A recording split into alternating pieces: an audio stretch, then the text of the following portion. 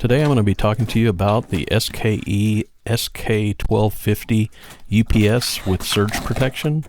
This was sent to me a little while back, and I've been testing it out, and I found that it does a great job.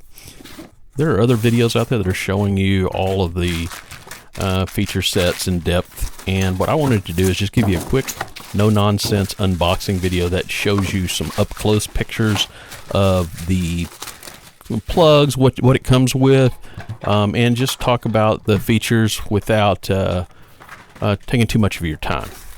So this UPS comes with both surge protection and battery backup, and if you notice here, you'll see 8 plugs on the back. 2 of them are surge protection only, the white ones, and the 6 additional are battery and surge protection. So you have plenty of outlets for all your needs.